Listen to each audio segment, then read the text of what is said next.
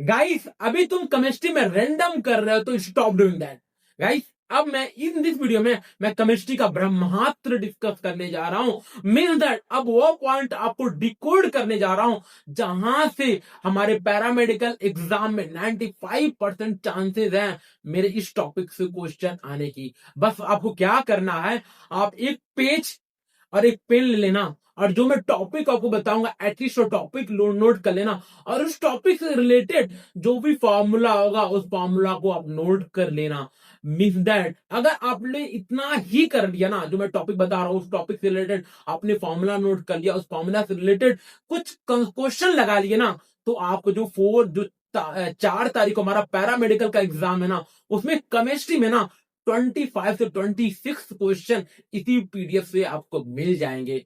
और इसके बाद में एक वीडियो और शूट करूंगा केमिस्ट्री का जो फिजिकल का फॉर्मूला होगा।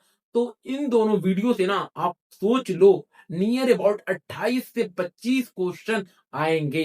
तो सिर्फ आपको क्या करना है, आप एक कॉपी लो, एक पेन लो और स्टार्ट कर दो लिखना।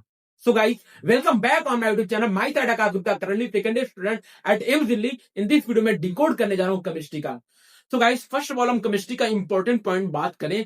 केमिस्ट्री में फर्स्ट इंपॉर्टेंट चैप्टर हम केमिकल बॉन्डिंग ले रहे हैं। केमिकल बॉन्डिंग में ये क्या इंपॉर्टेंट एरिया है जहां से एग्जामिनर फ्रेम कर रहा है। हाइब्रिडाइजेशन, बीएससी पीआर थ्योरी, दोनों टॉपिक है ना बहुत इंपॉर्टेंट है। हाइब्रिडाइजेशन से ना कॉन्टिन्यूअस वेव से रिलेटेड क्वेश्चन पूछ रहा है, ज्योमेट्री से रिलेटेड क्वेश्चन पूछ रहा है। आपको क्या करेगा, 2-3 ज्योमेट्री दे देगा, उसका शेप पूछ लेगा या उसका ज्योमेट्री पूछ लेगा। तो उससे आप क्वेश्चन प्रैक्टिस कर लेना, क्योंकि इससे ना नीट में बहुत सारा क्वेश्चन आ रखा है 2024-25 में, तो इससे क्वेश्चन आया ही आया है।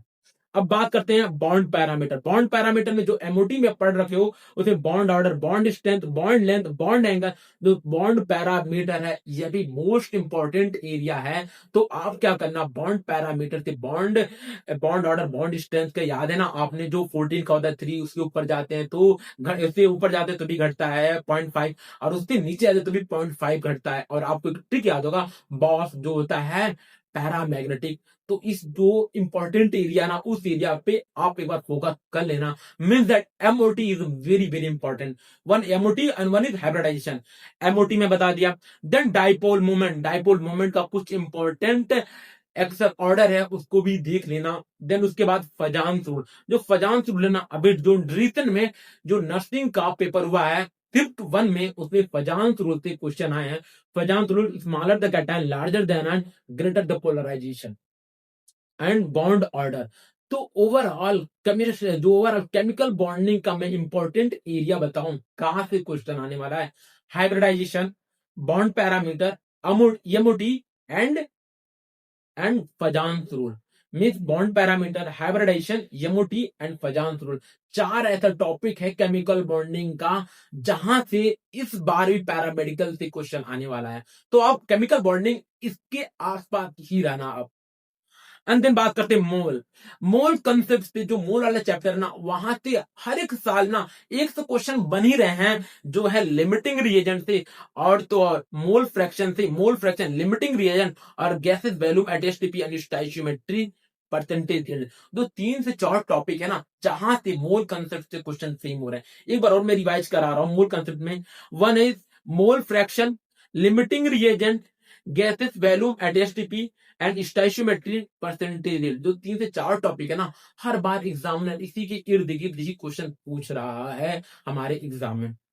अब बात करते हैं इलेक्ट्रोकेमिस्ट्री में। इलेक्ट्रोकेमिस्ट्री में गाइस मैं ना आपको सिर्फ फॉर्मूला बता दे रहा हूं, आपको मैं टॉपिक बता दे रहा हूं। आप क्या करना, उस टॉपिक से रिलेटेड जो भी फॉर्मूला है ना उस फॉर्मूला का एक सीट कंफर्म बना लेना और ट्राई करना। 1 तारीख को वीडियो आपके पास आ जाएगा पूरा, एक आपके पास है 2-3 3 दिन है और 3 दिन में आप लिख लिख के सारा फॉर्मूला याद कर लेना, तो डायरेक्ट इसे क्वेश्चन मिलेंगे। अब बात करते हैं इलेक्ट्रोकेमिस्ट्री में। इलेक्ट्रोकेमिस्ट्री में delta G is equal to -10 एफपी, ये तो बहुत इंपॉर्टेंट फॉर्मूला है। ये तो 2024 में अभी रिसेंट में जो नर्सिंग का पेपर हुआ उसमें भी 3 क्वेश्चन आया हुआ है।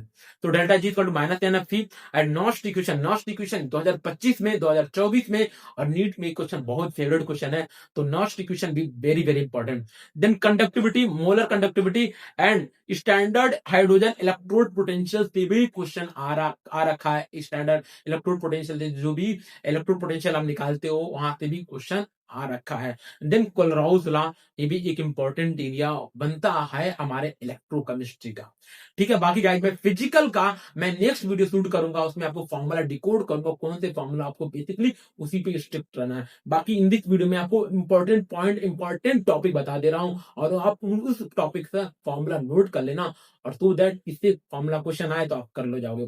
देन उसके बाद बात करें D and F block. D and F block में transition metal and its catalyst, कितनी बार ना गाइस ट्रांजिशन मेटल एंड उसके कैटलिस्ट, मेटल का नाम दे दिया, उसका क्या वर्क है, उसका क्या फंक्शन है, उस पर क्वेश्चन आ गया। जैसे कि हेवर्थ प्रोसेस में कौन सा कैटलिस्ट यूज हुआ है, VTO5 का क्या यूज है, आयरन का, निकल का, अलग अलग जो एलिमेंट है, अलग अलग जो मेटल है, उसका कैसे कैटलिस्ट एक्ट करता है, उसका क्या यूजेज है, कौन सा कैटलिस्ट किस में यूज होता है, उससे रिलेटेड क्वेश्चन आया है हमारे एग्जाम में, तो मैथ अकॉर्डिंग से पूछा गया है। Then second most important area magnetic property. Magnetic property में डायरेक्ट आपको मैग्नेटिक प्रॉपर्टी से क्वेश्चन, कोई एलिमेंट दे देगा, उसका मैग्नेटिक पूछ लेगा, डायमैग्नेटिक है, पैरामैग्नेटिक है, या डायरेक्ट आपको मैग्नेटिक का जो फॉर्मूला होता है ना, कि वहां से डायरेक्ट क्वेश्चन मैग्नेटिक प्रॉपर्टी से क्वेश्चन बने हैं। And then one of the most important area lanthanoid and actinoid contraction. अगर कहीं और से क्वेश्चन नहीं बनाना तो यहां से क्वेश्चन 100% बनती है हमारे पैरामेडिकल एग्जाम में। और catalytic property, then electronic configuration, और देन लास्ट में है catalytic activity, V2O5, iron and nickel. तो यह रहा हमारे डी एंड ए ब्लॉक का मोस्ट इंपॉर्टेंट टॉपिक, क्योंकि डी एंड ए ब्लॉक ना बहुत लेंदी चैप्टर है, और उस लेंदी चैप्टर में हर एक टॉपिक करना लिटिल बिट इम्पॉसिबल है। अब तो आप क्या करना, transition metal, magnetic property, lanthanoid and actinoid contraction, catalytic property, electronic configuration and catalytic activity of V2O5, iron and nickel का अच्छे से याद कर लेना। इस टॉपिक से क्वेश्चन आने की प्रोबेबिलिटी है डी एंड एफ ब्लॉक। ठीक है, अब दिन बात करते हैं थर्मोडायनेमिक्स। थर्मोडायनेमिक्स का मैंने ऑलरेडी एक वीडियो शूट कर दिया जो मैंने फिजिक्स में बताया हूं। तो फिजिक्स का जो थर्मोडायनेमिक्स है लिटिल बिट सिमिलर ही रहता है हमारे केमिस्ट्री में, सिर्फ अंतर का था, कुछ जगह अंतर रहता है, आप वहां से देख लेना जो फिजिक्स बताया हूं। बाकी क्लास 11 का जो केमिस्ट्री का फिजिक्स उसमें बता रहा हूं क्या इंपॉर्टेंट एरिया है। तो entropy change, calculate the entropy, जो एंट्रोपी का जो फॉर्मूला है, एंट्रोपी चेंज है, वह इंपॉर्टेंट है। वहां से क्वेश्चन अभी नर्सिंग में जो सेट नंबर 1 सेट नंबर 2 है ना, उसमें दोनों में एंट्रोपी से क्वेश्चन आए हैं। सिमिलर वे में 2024 में भी एंट्रोपी के क्वेश्चन आ रखे हैं। Then first law of thermodynamics, second law of thermodynamics, first law of thermodynamics है उसका जो फॉर्मूला है, सेकंड लॉ ऑफ थर्मोडायनेमिक्स में एंट्रोपी से रिलेटेड वो भी है, उसको भी ध्यान रख लेना। देन डिफरेंट जो प्रोसेस है, isothermal, adiabatic, isobaric and isochoric, कितना बार तो डायरेक्ट प्रोसेस देके उसका क्या क्वेश्चन होता है, उससे भी क्वेश्चन आए हैं। देन इंथैल्पी एंड एंट्रोपी, ये भी फॉर्मूला आप अच्छे से, इंथैल्पी का क्या फॉर्मूला होता है, एंट्रोपी का क्या फॉर्मूला होता है, तो वहां से भी आप अच्छे से नोट कर लेना, वो भी अपना फॉर्मूला शीट रेडी कर लेना, वहां से भी बार बार रिवाइज करना। अब बात करते हैं केमिकल काइनेटिक्स। केमिकल काइनेटिक्स यदि मोस्ट इंपॉर्टेंट एरिया बताया ना, first order reaction and second order reaction, first order zero order reaction, half life से क्वेश्चन हर साल पूछा जा रहा है। अभी रिसेंट में ऑर्डर ऑफ रिएक्शन पूछा गया है, जो नर्सिंग का पेपर हुआ है उसमें ऑर्डर ऑफ रिएक्शन पूछ लिया। सिंपल क्वेश्चन क्या था, आर दे दिया, रेट ऑफ रिएक्शन दे दिया था, ए की पावर 1/2, बी की power 3/2, simple order of reaction पूछा था। तो ऑर्डर ऑफ रिएक्शन क्या होता है, तो 1/2 प्लस 3/2, इसे एड ऑन कर लो तो ऑर्डर ऑफ रिएक्शन आपका मिल जाएगा। उसके बाद बात करें ऑर्डर ऑफ रिएक्शन में, first order reaction, zero order reaction और इट्स ग्राफ, उसका ग्राफ से भी क्वेश्चन आने की प्रोबेबिलिटी है। तो फर्स्ट ऑर्डर रिएक्शन का फॉर्मूला, उसका ग्राफ, जीरो ऑर्डर का रिएक्शन का फॉर्मूला, उसका ग्राफ। और दोनों में से पूछोगे भैया इन दोनों में से कौन इंपॉर्टेंट है, तो गाइस जीरो ऑर्डर छोड़ दो, फर्स्ट ऑर्डर कर लो बस, तो इससे भी क्वेश्चन आपको देखने के लिए मिल जाएगा। देन इट्स हाफ लाइफ, और उसके बाद एरेनियस इक्वेशन। यदि यहां से क्वेश्चन नहीं आया तो डायरेक्ट एरेनियस इक्वेशन से फॉर्मूला से क्वेश्चन आने वाला है, कैलकुलेटिव आ सकता है। नहीं तो जो हमारा फिजिकल का केमिकल काइनेटिक्स का एनसीईआरटी, तो वहां से थ्योरेटिकल में क्वेश्चन पूछा जा सकता है। ठीक है, तो यह रहा हमारा केमिकल काइनेटिक्स का मोस्ट इंपॉर्टेंट एरिया। अब बात करते हैं कि एल्डिहाइड कीटोन कार्बोक्सिलिक में, गाइस ऑलरेडी आपसे बताया हूं हमारे पेपर में ऑर्गेनिक पोर्शन का वेटेज काफी ज्यादा होता है कंपेयर टू किया जाए फिजिकल और इनऑर्गेनिक से। तो ऑर्गेनिक अगर वेटेज ज्यादा है तो क्लास 12 का थ्री मोस्ट इंपॉर्टेंट चैप्टर आप अपना पिक कर लेना, मतलब अपना बार बार रिवाइज करना। अभी आप अगर बोलोगे कि भैया उसमें भी आप अंडरलाइन करा दो एनसीईआरटी का, तो मैं भी अंडरलाइन करा के एक न्यू वीडियो, 2 वीडियो शूट कर दूंगा, जहां तक आपको पता चल जाएगा कि जो ऑर्गेनिक में किस एरिया से एग्जामिनर क्वेश्चन फ्रेम कर रहा है।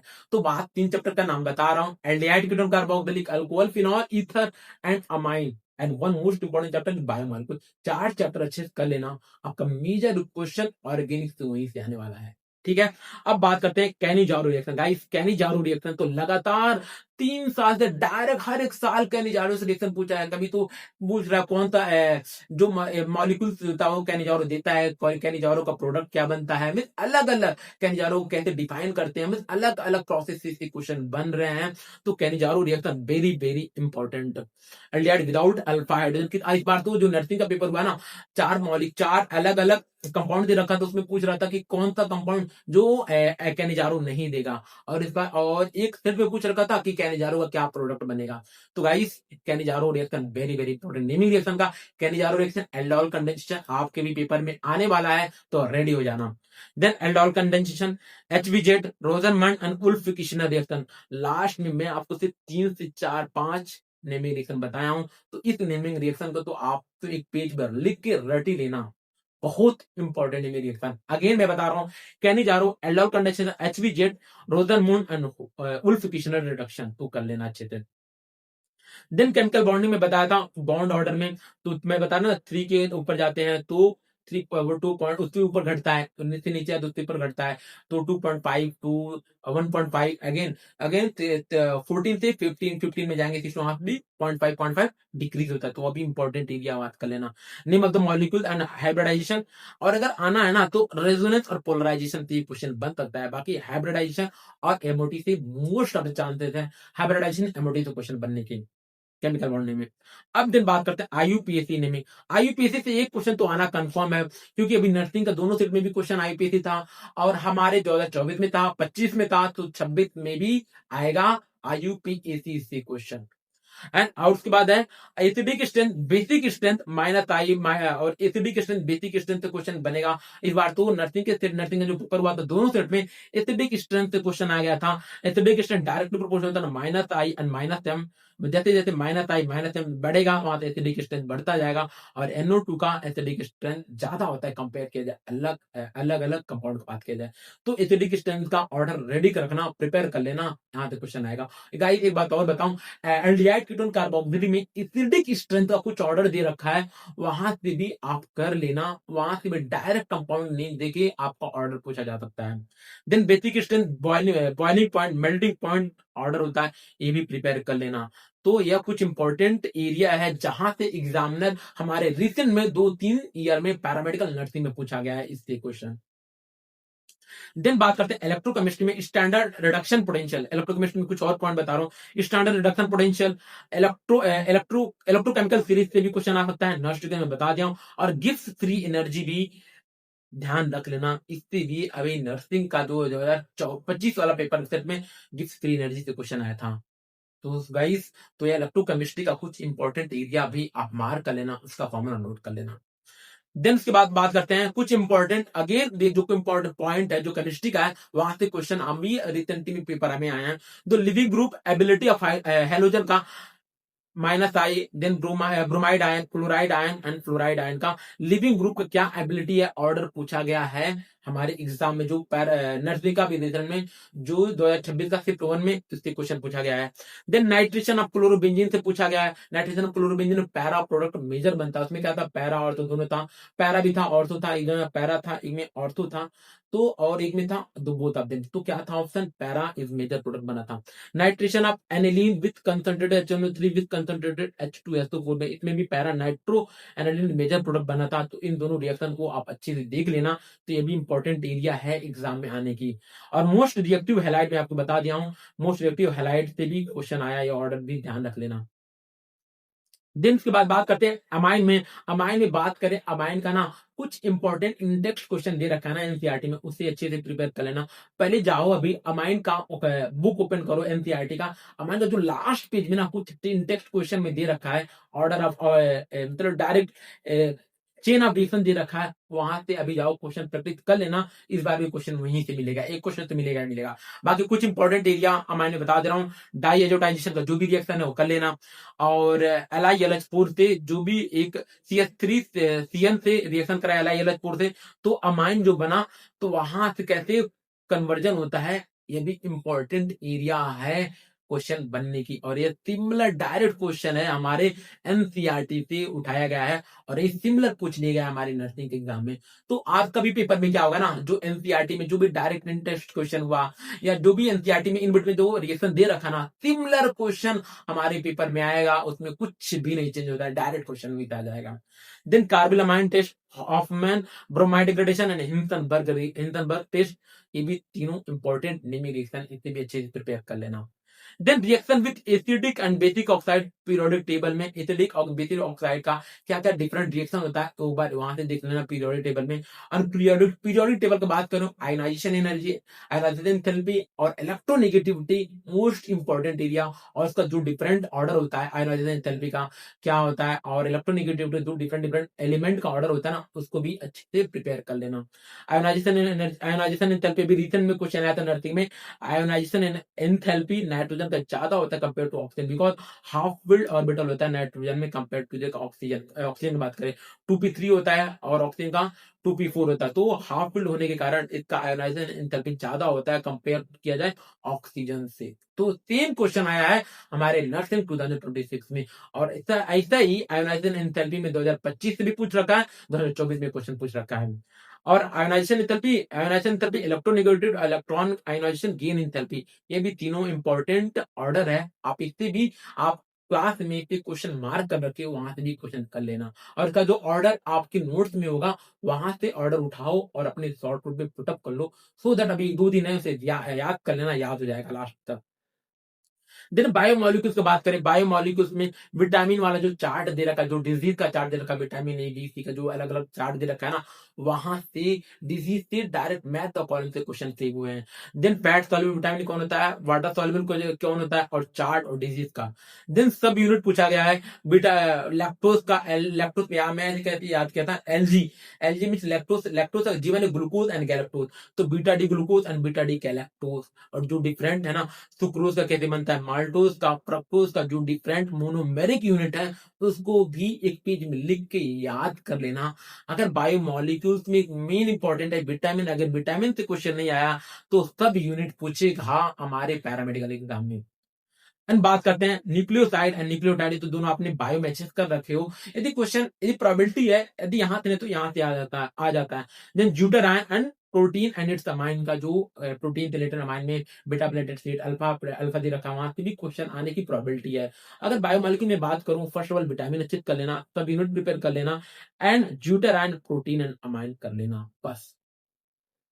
देन बात करते हैं अमाइन में भी, अगेन अमाइन का कुछ इंपॉर्टेंट, अगेन जो इंपॉर्टेंट अभी रिसेंट में जो पेपर है उससे एनालिसिस से मैं बता रहा हूँ। Reducing agent, oxidizing agent, acidic basic strength, conversion of nitrile to amine, कौन कौन रिड्यूसिंग एजेंट होते हैं जो कन्वर्ट करते हैं नाइट्राइल से अमाइन में। Reaction related benzene diazonium chloride, Hinsberg reaction, जो रिएजेंट होता है, इससे भी इंपॉर्टेंट एरिया है अमाइन में, प्रिपेयर कर लेना। अगेन मैं बता रहा हूं, तो रिड्यूसिंग एजेंट कौन कौन रिड्यूसिंग एजेंट है मैं लास्ट में बताऊंगा। रिड्यूसिंग एजेंट, ऑक्सीडाइजिंग एजेंट में उसमें मैं प्रिडिक्ट किया हूं, ये रिड्यूसिंग एजेंट ऑक्सीडाइजिंग एजेंट कर लेना। And acidic basic strength, conversion of nitrile से अमाइन, जो भी कन्वर्जन है नाइट्राइल से अमाइन है उससे कर लेना, कौन कौन एजेंट यूज हुआ है उसे कन्वर्जन में नाइट्राइल से अमाइन में। और रिएक्शन में related to benzene diazonium chloride, guys benzene diazonium chloride से ना एक क्वेश्चन तो कंफर्म आने वाला है इस बार भी। देन उसके बाद बात करते हैं aldehyde ketone carboxylic, aldehyde ketone carboxylic से ozonolysis, Wolff Kishner reaction, Stephen reaction, Etard reaction, aldol and Hoffmann reaction, most important reaction है एल्डिहाइड कीटोन कार्बोक्सिलिक में। और विलियमसन ईथर सिंथेसिस, तो भैया इसका फेवरेट क्वेश्चन है, आना ही आना है। तो अगेन मैं बता रहा हूँ, ओजोनोलिसिस, उल्फिकेशनर, स्टेफन, इटार्ड, एल्डोल, हेलोफार्म, इतना रिएक्शन आप अलग से कॉपी में नोट कर लेना, क्योंकि बहुत सारा नेमिंग रिएक्शन है, अब वो टाइम नहीं है सब कुछ रिवाइज करने का, तो इतना अच्छे से कर लेना। देन रिएक्शन हेलोल्केन में, रिएक्शन विद एल्कीन परऑक्साइड के साथ में, एल्कीन का रिएक्शन परऑक्साइड पे क्या बनेगा, वहां से एल्कीन जब HBr होगा, HBr में कैसे परऑक्साइड होगा तब क्या प्रोडक्ट बनेगा, मार्कोनी का प्रोडक्ट कब लगेगा, एंटी मार्कोनी का प्रोडक्ट कब लगेगा, वहां से एक बार नोट्स उठाना, वहां से एक बार अच्छे से प्रिपेयर कर लेना। ठीक है। देन रेशमिक मिक्सचर सेटजेब रूल कब लगेगा, वहां से एरिया है हेलो एल्केन से क्वेश्चन बनने की probability. Then magnetic dipole coordination compound में कहां से क्वेश्चन बनेगा, magnetic dipole moment, magnetic dipole moment से क्वेश्चन बन सकता है। और Mn+3 में इसमें भी अगेन मैग्नेटिक मतलब मैग्नेटिक का वैल्यू पूछ सकता है कि इसमें कितना नंबर ऑफ फ्री इलेक्ट्रॉन है, इसका डायरेक्ट आप इलेक्ट्रॉनिक कन्फिग्रेशन पूछ सकता है। तो डिफरेंट डिफरेंट क्वेश्चन बन सकते हैं कोऑर्डिनेशन कंपाउंड से। कोऑर्डिनेशन नंबर पूछ सकता है, मोनोडेंटेड, बाइडेंटेड, एम्बिडेंटेड का क्या क्या कैसे कैसे एग्जाम्पल है, और इससे तो कितनी बार आपको मोनोडेंट, बाइडेंटेड एंड पॉलीडेंटेड या एम्बिडेंटेड दे दिया, उसका मैथ द कॉलम पूछ लिया है। तो गाइस आप मैथ द कॉलम या डायरेक्ट एग्जाम्पल से क्वेश्चन आने वाले हैं कोऑर्डिनेशन कंपाउंड से। और एक और T2G EG वाला भी कर रखे हो, वहां से भी प्रिपेयर कर लेना, वहां से भी इंपॉर्टेंट एरिया है, वहां से भी क्वेश्चन आने की प्रोबेबिलिटी है। देन हॉफमैन ब्रोमाइड रिएक्शन, जो नेमिंग रिएक्शन है, ये भी इंपॉर्टेंट है। और SN1 SN2 का तो ऑर्डर कंफर्म है, ये क्वेश्चन आने वाला है SN1 SN2 से। तो SN1 में 3 degree 2 degree 1 degree and SN2 में 1 डिग्री 2 डिग्री 3 डिग्री, ये भी इंपॉर्टेंट एरिया है। देन ऑक्सीडेशन ऑक्सीडेशन रिडॉक्स में ऑक्सीडेशन नंबर है, ऑक्सीडाइजिंग एजेंट, रिड्यूसिंग एजेंट से डायरेक्ट फॉर्मूला क्वेश्चन पूछ लेगा कि कोई कंपाउंड दे देगा, उसमें एक एलिमेंट का ऑक्सीडेशन नंबर पूछ लेगा, एक एटम का ऑक्सीडेशन नंबर पूछ लेगा। तो यहाँ से आने वाला है। अब सोल्यूशन में i van't Hoff factor and all colligative property से क्वेश्चन आएगा। अगर सोल्यूशन से क्वेश्चन बना, first of all priority order में बोलूं, van't Hoff factor, colligative property हो गया, and then positive and negative deviation. इसमें भी इस बार भी जो नर्सिंग का पेपर हुआ था, दोनों सेट में एक सेट में क्वेश्चन आया था, colligative property suitable to determine molar mass osmotic pressure. Direct NCERT से क्वेश्चन लिया गया है। जो ऑस्मोटिक प्रेशर होता है, ऑस्मोटिक वाला होता है ना कोलिगेटिव प्रॉपर्टी, वहां तो वो यूज होता है। Colligative property suitable determine molar मास, क्यों? क्योंकि हाई टेम्परेचर पे जो मॉलिक्यूल बायो मॉलिक्यूल होते हैं ना, जो हमारे कंपाउंड होते हैं मैक्रो मॉलिक्यूल, तो सुटेबल नहीं होते हैं, इसलिए हम लोग ऑस्मोटिक प्रेशर का यूज करते हैं टू डिटरमाइन मोलर मास। समझ गए ना? अब बात अगेन इसके बाद इंपॉर्टेंट है, तो positive and negative deviation and relative lowering in vapour pressure, यह इंपॉर्टेंट एरिया है सोल्यूशन। तो सोल्यूशन से इंपॉर्टेंट बताऊं, वांट फैक्टर, आई की वैल्यू कैलकुलेशन का, एसोसिएशन डिसोसिएशन में क्या फॉर्मूला होता है, then positive negative deviation and then relative lowering in vapour pressure, बस इतना ही कर लो। देन आयरन ग्रिग्नार्ड रीजन के साथ में कौन सा एलिमेंट कैसे, कौन सा कंपाउंड कैसे रिएक्शन करते हैं, उसका भी कुछ इंपॉर्टेंट रिएक्शन है, देख लेना। Then chemical equilibrium and ionic equilibrium से बताऊं क्या इंपॉर्टेंट एरिया, बस इतना ही कर लेना। बाकी केमिकल इक्विलिब्रियम, आयनिक इक्विलिब्रियम से ज्यादा फोकस करने की नीड नहीं है। Relation between KP and KC से, KP is equal to KT RT by delta N G, calculate equilibrium constant question आने की प्रोबेबिलिटी है। अभी नर्सिंग में इससे क्वेश्चन आया है, और जब 2024 में भी सेम इसी से क्वेश्चन बने हैं, और 2025 में relation between KP is equal to KC RT delta NG से क्वेश्चन बने हैं। तो डेल्टा एनजी कैसे कैलकुलेट करते हैं, वहां से भी प्रोडक्ट माइनस रिएक्टेंट होता है, तो वहां से भी अलग अलग वैरायटी का क्वेश्चन बनता है, वहां से क्वेश्चन आने की। तो बात करें, ये तीनों से इंपॉर्टेंट क्वेश्चन है केमिकल इक्विलिब्रियम आने का। Relation between KP and KC में KP is equal to KC RT delta NG, calculate equilibrium constant या लेचर प्रिंसिपल से क्वेश्चन आने का प्रोबेबिलिटी है। रिएक्शन क्वेश्चन से भी आ सकता है। पीएच पीओएच कैलकुलेशन के रिलेटेड क्वेश्चन आ सकता है। K equal to C alpha square H plus C alpha root में के क्यूब सी, और पीएच कैलकुलेट से भी रिलेटेड में क्वेश्चन आ सकता है। और then solubility product and KSP, most important area. अगर यहां से क्वेश्चन नहीं बनाना, तो एग्जामिनर सॉल्युबिलिटी प्रोडक्ट से डायरेक्ट क्वेश्चन इजी में फ्रेम करेगा। डायरेक्ट आपको कुछ कंपाउंड दे देगा, उसका सॉल्युबिलिटी प्रोडक्ट निकालना है। देन बफर सोल्यूशन, आप इसमें क्या क्वेश्चन बन सकता है, कुछ एग्जांपल दे देगा, और उसमें पूछ लेगा कि कौन सा बफर है, एसिडिक बफर है, बेसिक बफर है कि सिंपल बफर है। तो आप बफर सोल्यूशन से आप इतना प्रिपेयर कर लेना। और देन इंपॉर्टेंट टॉपिक, अब मैं फाइनली आपको कुछ इंपॉर्टेंट टॉपिक बता रहा हूं, बस आप इतना कर लेना। इंपॉर्टेंट टॉपिक क्या है, इलेक्ट्रोकेमिस्ट्री, इलेक्ट्रोनेगेटिविटी का ऑर्डर कर लेना कि bond angle directly proportional to the percentage of S character में एसपी का ज्यादा होता है sp2 से, देन sp3 से।